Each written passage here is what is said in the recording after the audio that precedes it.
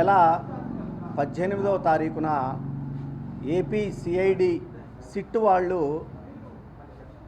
Inner ring road case, Amaravati inner ring road కేసుని 2022 April నెలలో నేను ఇచ్చినటువంటి ఫిర్యాదు ఆధారంగా ఆ రోజుల్లో నమోదు చేసినటువంటి కేసుని మేము ఇప్పుడు మిస్టేక్ ఆఫ్ ఫ్యాక్ట్ కింద మేము క్లోజ్ చేస్తున్నాము. మీరు ఇచ్చినటువంటి సమాచారం తప్పు అని చెప్పి నాకు ఈ నెల 18వ తారీఖున నోటీస్ ఇవ్వటం జరిగింది. దాని తర్వాత వాళ్ళు గౌరవ విజయవాడ ఏసీబీ కోర్టులో వాళ్ళు ఆ మెమోని దాఖలు చేసినట్లుగా ఈ నెల 23వ తారీఖున నాకు కోర్టు నుంచి, ఏసీబీ కోర్టు విజయవాడ నుంచి నాకు సమన్లు అందినాయి. ఈ నెల 27వ తారీఖు ఉదయం 10:30కి ఏసీబీ కోర్టుకు వచ్చి విజయవాడ నా వాదనలు ఏమన్నా ఉంటే వినిపించుకోమని చెప్పేసి గౌరవ కోర్టు వారు నాకు సమన్ జారీ చేయడం జరిగింది. అసలు ఈ ఇన్నర్ రింగ్ రోడ్ కేసులో ఏమి జరిగింది, ఎలాంటి అవినీతి జరిగింది, ముద్దాయిలు ఎవరు అనేది నేను ప్రజలందరికీ మీ మీడియా ద్వారా తెలియజేయడానికి ఈ రోజున ఇక్కడికి రావడం జరిగింది.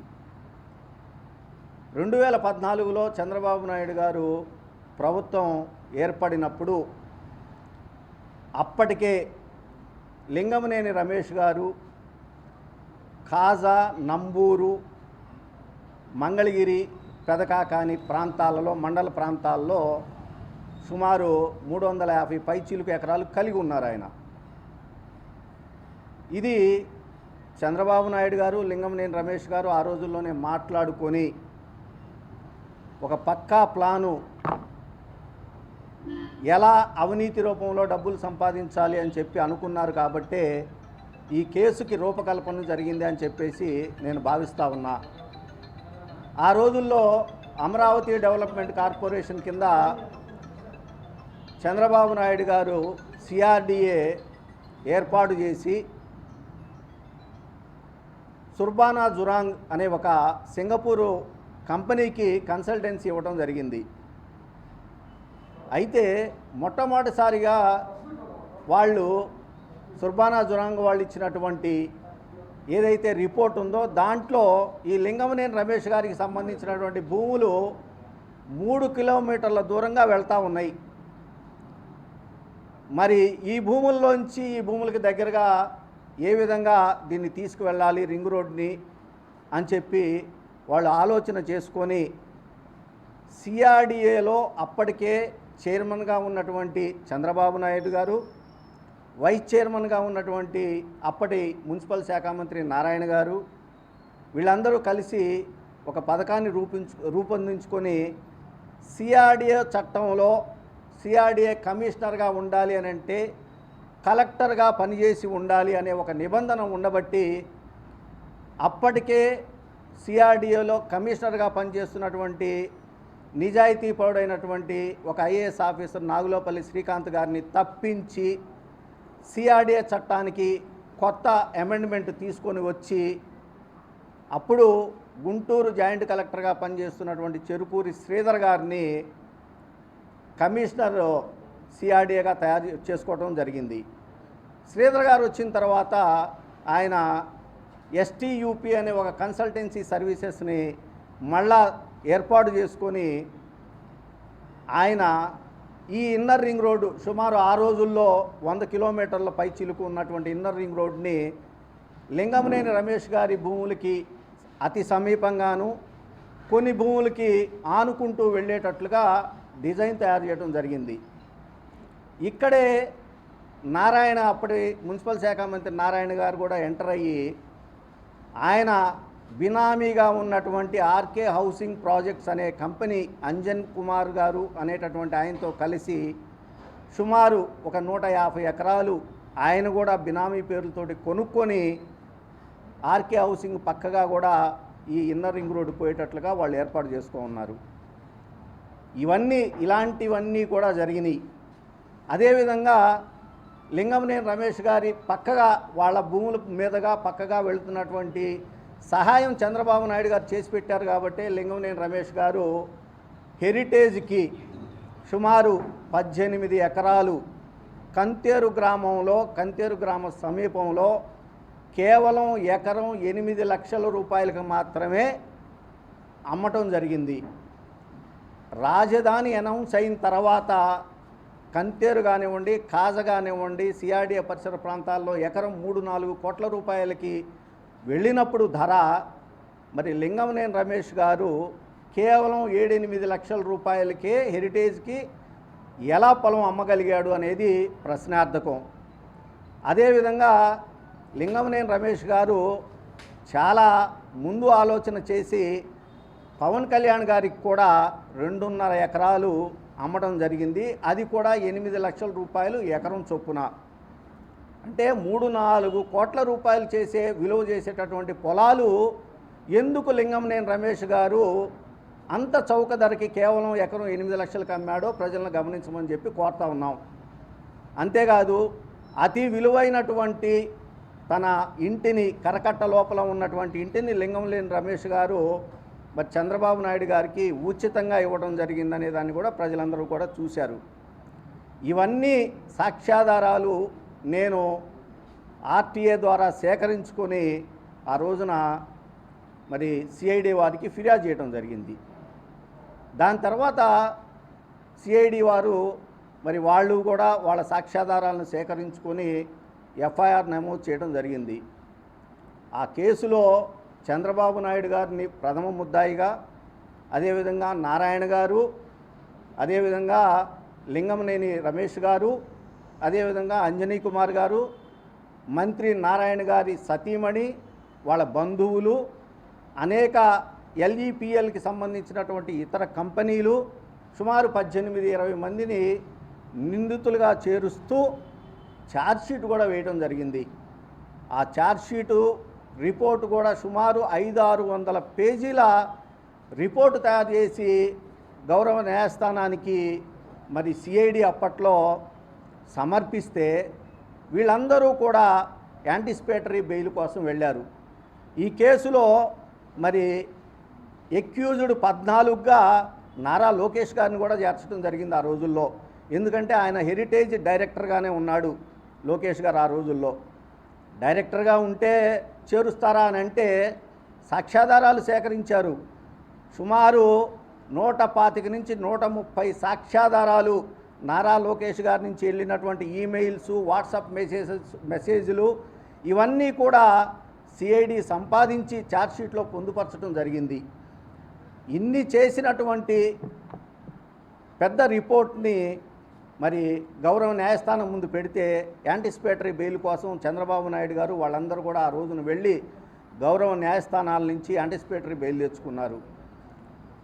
మరి ఇన్ని సంవత్సరాలు అయిపోయింది. 2022 ఏప్రిల్లో జరిగినటువంటి నా ఫిర్యాదు మూలంగా ఏర్పడినటువంటి ఈ కేసుని 24లో ప్రభుత్వాలు మారిన తర్వాత మరి ఇప్పుడు అసలు ఏమీ లేదు ఈ కేసులో. ఈ కేసు ఒక తప్పుడు కేసు, నా ఫిర్యాదే ఒక తప్పుడు ఫిర్యాదు అని చెప్పి అప్పుడు విచారణ జరిపినటువంటి అదే ఇన్వెస్టిగేషన్ అధికారులు ఇప్పుడు మళ్ళా నాది తప్పుడు ఫిర్యాదు అని, వాళ్ళెవ్వరూ కూడా తప్పులు చేయలేదు, ఈ కేసు ఒక తప్పుడు కేసు అని చెప్పి గౌరవ ఏసీబీ కోర్టు వారి ముందు ఇవాళ మెమో ఫైల్ చేసి ఆ కేసును మూసేయటానికి అనుమతి కోరుతూ ఉన్నారు అని అంటే ఎంత అన్యాయంగా, ఎంత దారుణంగా ఇవాళ పోలీసు వారు పనిచేస్తూ ఉన్నారో గమనించమని చెప్పి నేను కోరుకుంటా ఉన్నా.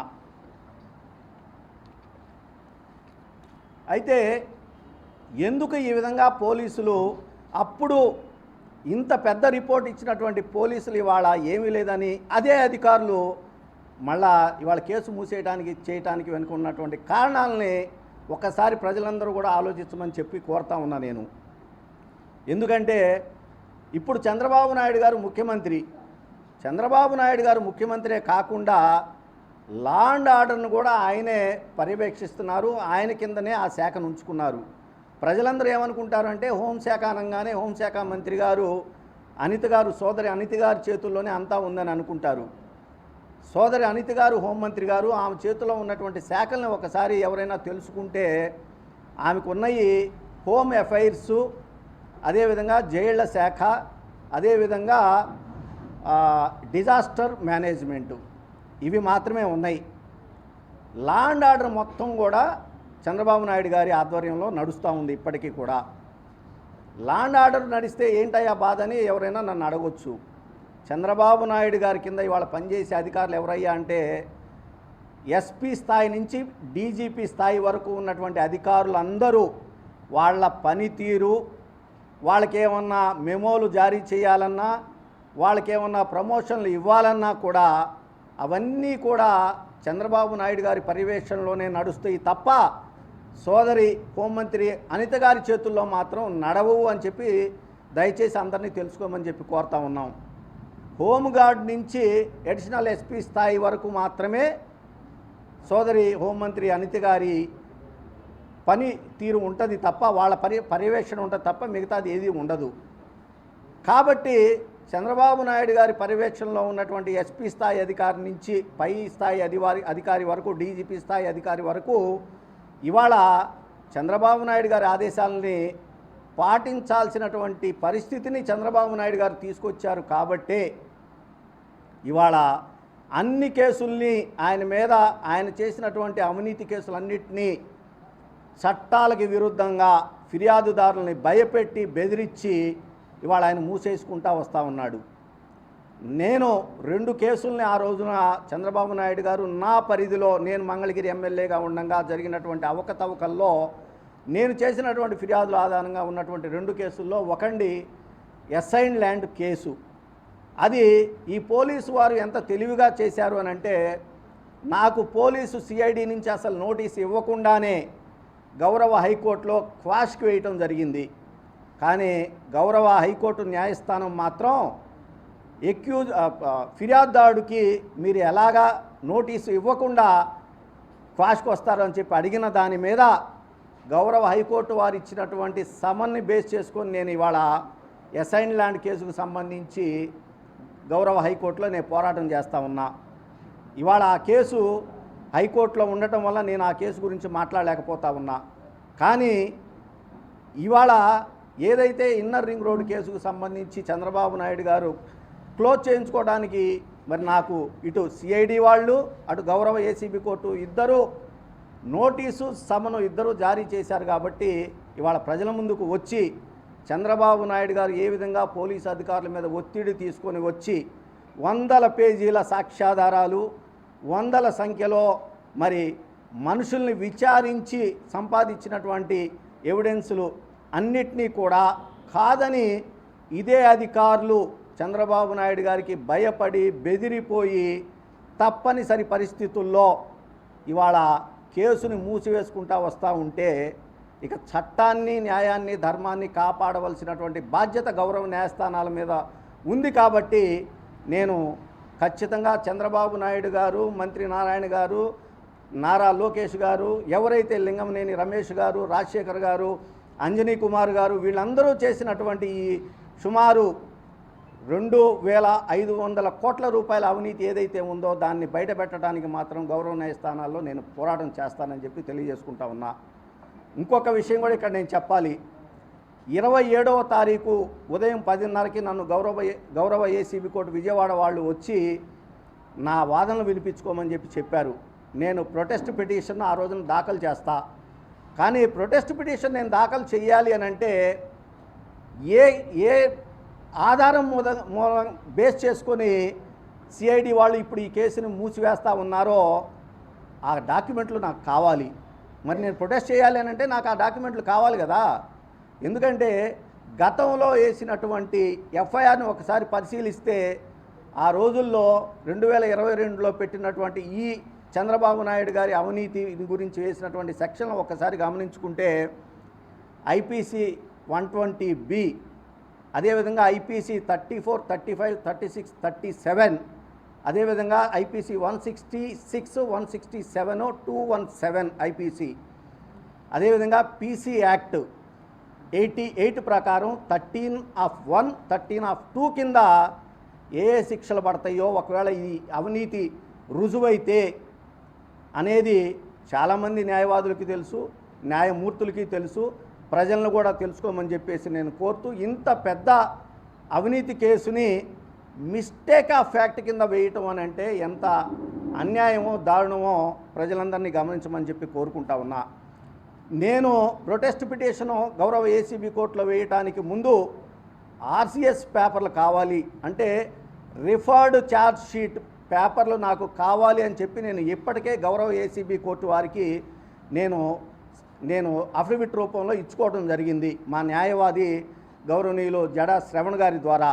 ఇంతవరకు దానికి సంబంధించి నాకు ఎటువంటి పేపర్లు అందజేయబడలా గౌరవ న్యాయస్థానం నుంచి. ఎందుకంటే పోలీసులు ఇవ్వాల్సినటువంటి అవసరం లేదు, ఎవరు కూడా రిఫర్డ్ ఛార్జ్ షీట్ డాక్యుమెంట్లు. కానీ గౌరవ న్యాయస్థానం నుంచి పొందే హక్కు ఒక ఫిర్యాదుదారుడుగా నాకు ఉన్నది అనేది న్యాయవాదులందరికీ తెలుసు. కాబట్టి ఇప్పటి వరకు నాకు ఆ ఆర్సీఎస్ డాక్యుమెంట్లు అందకపోయినా 27వ తారీఖున గౌరవ న్యాయమూర్తి గారిని నేను ఆశ్రయిస్తాను. ఒకవేళ నాకు అక్కడ న్యాయం దక్కకపోతే ఖచ్చితంగా నేను గౌరవ హైకోర్టు వారిని ఆశ్రయిస్తానని చెప్పి నేను తెలియజేసుకుంటా ఉన్నా. ఇంకొక క్షణం మనం ఆలోచిస్తే అసలు చంద్రబాబు నాయుడు గారు ఇంత అన్యాయం దాణం చేయాల్సినటువంటి అవసరం ఏముంది? తప్పు చేయని మనిషి అయితే నిలబడండి న్యాయస్థానాల ముందు, మీ వాదనలు వినిపించుకోండి. మీరు నిజంగా తప్పు చేయకపోతే ఇన్నర్ రింగ్ రోడ్డు కేసులో మీరు కానివ్వండి, నారా లోకేష్ గారు కానివ్వండి, నారాయణ గారు కానివ్వండి, మీరందరూ నిందితులందరూ కూడా గౌరవ న్యాయస్థానాల ముందుకు రండి, న్యాయస్థానాల ముందు నిలబడండి. న్యాయస్థానం తేల్చుద్ది మీరు దోషులా నిర్దోషులా అనేది.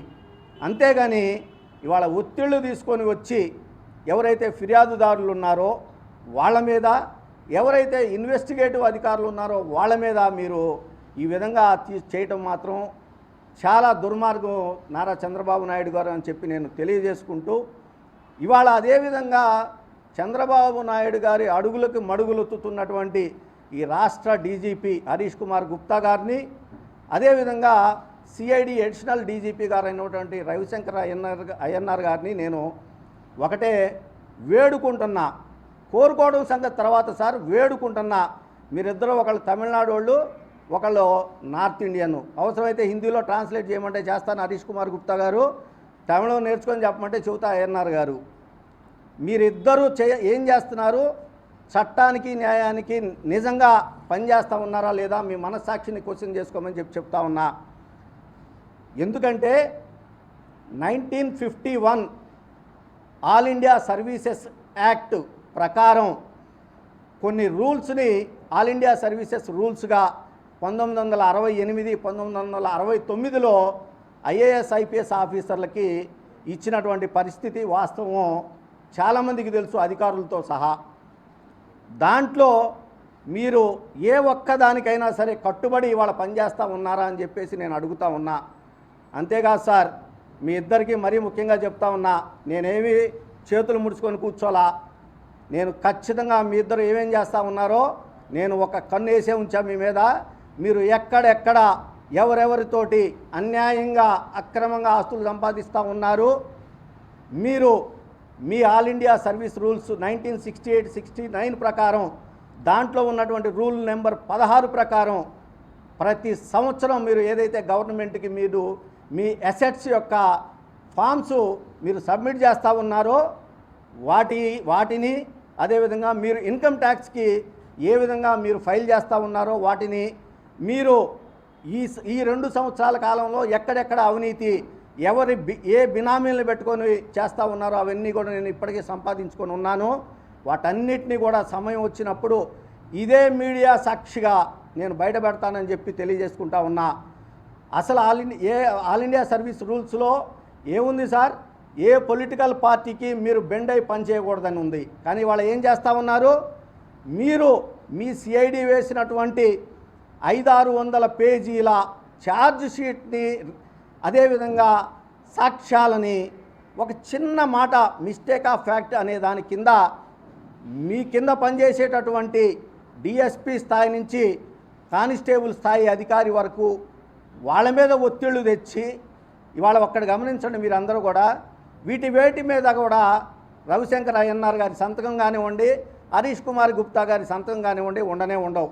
ఎవరి సంతకం ఉంటుందయ్యా అంటే ఎవరైతే ఇన్వెస్టిగేటివ్ ఆఫీసర్ డిఎస్పి స్థాయి అధికారి ఉంటారో వాళ్ళ సంతకాలే ఉంటాయి. సార్, పదవులు శాశ్వతం కాదు, అధికారాలు శాశ్వతం కాదు. ఇవాళ నేను 2 సార్లు ఎమ్మెల్యేగా చేసినటువంటి నేను 2024 ఎన్నికల్లో పోటీ చేయలా. ఏమో రేపు మళ్ళీ 29లో పోటీ చేస్తానేమో. కానీ మీరు గుర్తుంచుకోండి, మీరు రేపు రిటైర్డ్ అయితే మీరు మళ్ళీ ఐపీఎస్ కాలేరు. నేను మళ్ళీ రాజకీయాల్లోకి వస్తే ఖచ్చితంగా ఎమ్మెల్యేనో ఎంపీనో అవుతాను, మళ్ళా న్యాయస్థానాల ముందుకు వెళ్తాను.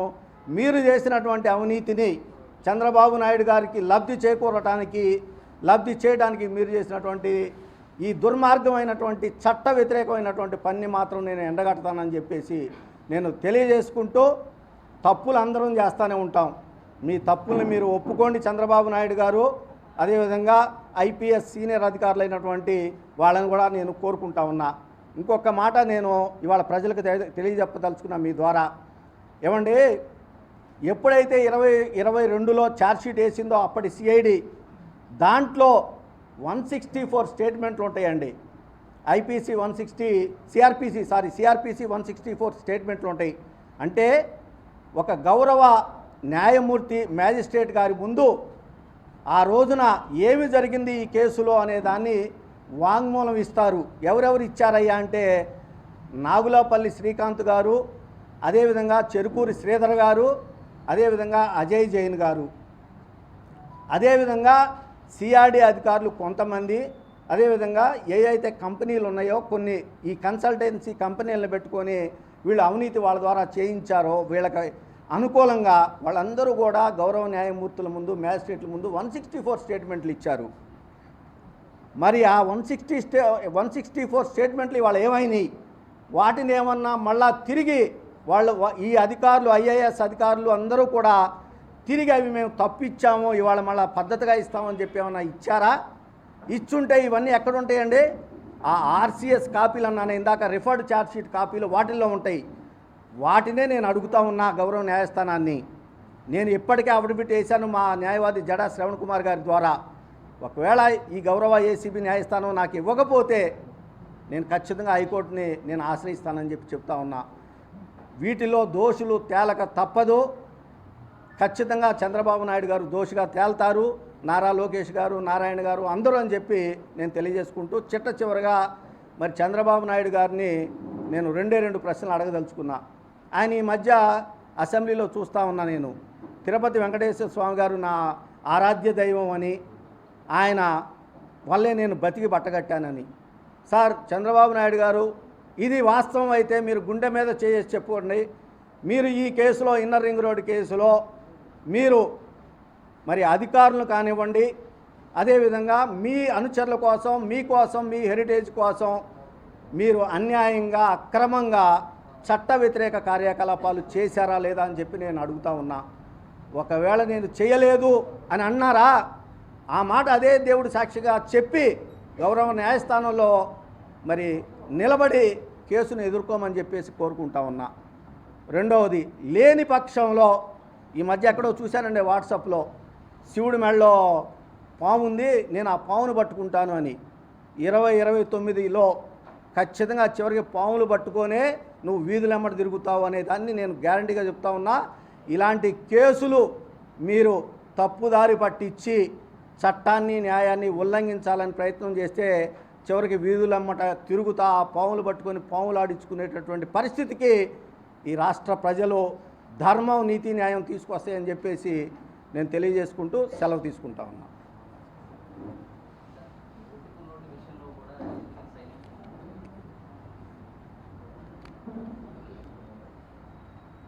సార్, అది సపరేట్ సబ్జెక్టు, నేను చెప్తానండి. బట్ ఇది డిబేట్ అవుతుంది. ఇవాళ నాకు గౌరవ ఏసీబీ న్యాయస్థానం ఇచ్చినటువంటి సమన్వయం దాని మీదే నేను మాట్లాడదలుచుకున్నాను.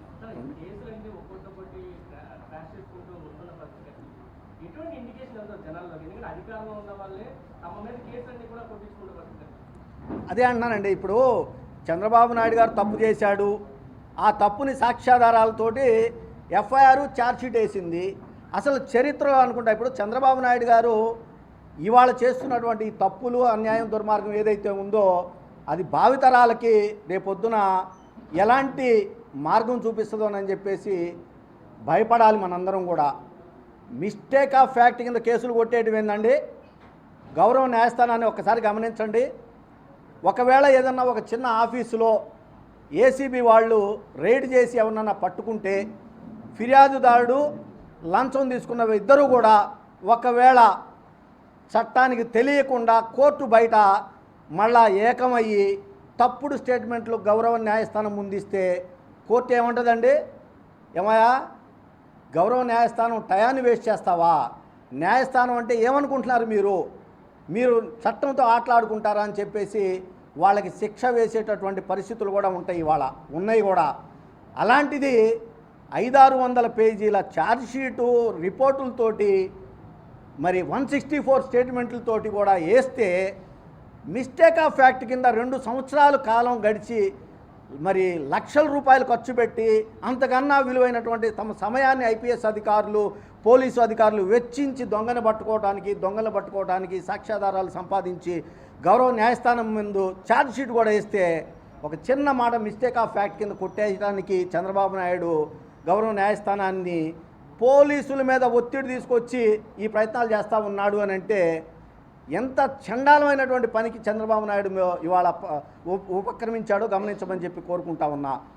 మీరు చాలామంది మీ మీద ఫిర్యాదు చేసిన వాళ్ళని మీరు ఇవాళ బెదిరించారు, భయపెట్టారు, ప్రలోభ పెట్టారు. వాళ్ళు బయటికి రాలేకపోవచ్చు మీకు భయపడి. నేను భయపడేవాడిని కాదండి. ఎందుకంటే నా మంగళగిరి నియోజకవర్గంలో అప్పుడు ఎమ్మెల్యేగా ఉండగా జరిగినటువంటి అవినీతి కేసుల్లో నేను చివరి వరకు పోరాడతాను. నేను ఇంతకుముందే ఒక విషయం చెప్పాను. నేను మీకు ఐపీఎస్ ఆఫీసర్లు అయినటువంటి రవిశంకర్ అయ్యన్నార్ గారు, అదేవిధంగా హరీష్ గుప్తా గారు ఎక్కడెక్కడ ఎవరెవరిని బినామీలుగా పెట్టి ఆస్తులు సంపాదించారో నేను అన్ని ఎవిడెన్సులు తీసుకొని ఉన్నాను. ఇప్పటికే సమయం ప్రకారం ఆ అవసరం వచ్చినప్పుడు ఇదే మీడియా సాక్షిగా చెప్తున్నా, నేను మీ ముందుకే వచ్చి బయటపడతా. మరొకటి కూడా చెప్తా ఉన్నా, నేను మరి ఫిర్యాదుదారుడుగా ఉన్నటువంటి నా 2 కేసులు అసైన్ ల్యాండ్ పిఓటి యాక్ట్ అండి. కేంద్రం డాక్టర్ బాబాసాహెబ్ అంబేద్కర్ గారు భారతరత్న ఇచ్చినటువంటి చట్టానికి, రాజ్యాంగానికి వ్యతిరేకంగా పనిచేసినటువంటి చంద్రబాబు నాయుడు గారు పేద దళితుల ఎస్సీ ఎస్టీలకు సంబంధించినటువంటి భూములు కొట్టేసినటువంటి కేసు ఒకటి ఉంటే, ఈ ఇన్నర్ రింగ్ రోడ్డు కేసు ఒకటి ఉంటే, ఈ రెండిట్లో ఫిర్యాదుదారుడిని నా మీద కూడా ఎలాంటి ఒత్తిళ్లు తీసుకొచ్చారు, ఎలాంటి ప్రలోభాలు పెట్టారు, ఎలాంటి భయపెట్టారు అనేది ఇది కూడా రాబోయే రోజుల్లో చెప్తాను. చంద్రబాబు నాయుడు గారు మీరు ఎవరెవరి ద్వారా నన్ను సంప్రదించారో, ఏమేం చేయబోయారో అనేది కూడా ఈ 2 గుర్తుపెట్టుకోండి. మీడియా ద్వారా నేను ప్రజలకు చెప్పే రోజు మాత్రం భవిష్యత్తులో ఖచ్చితంగా ఉంటుంది, ఉండాలని కూడా నేను కోరుకుంటున్నానండి. మిగతా వాళ్ళు కూడా చెప్తున్నాను, ఎప్పుడైనా ఫిర్యాదుదారుడు ఎవరైనా సరే కేసుల్లో ఫిర్యాదు చేస్తే చట్టానికి అనుసరించి మీరు న్యాయస్థానాల్లో పోరాటాలు చేయండి. కానీ ఇలాంటి చంద్రబాబు నాయుడు లాంటి దొంగలు, చట్ట వ్యతిరేకులు, అవినీతి పరులకి భయపడి మాత్రం దయచేసి మీరు పనిచేయొద్దని చెప్పి నేను కోరుకుంటూ సెలవు తీసుకుంటాను.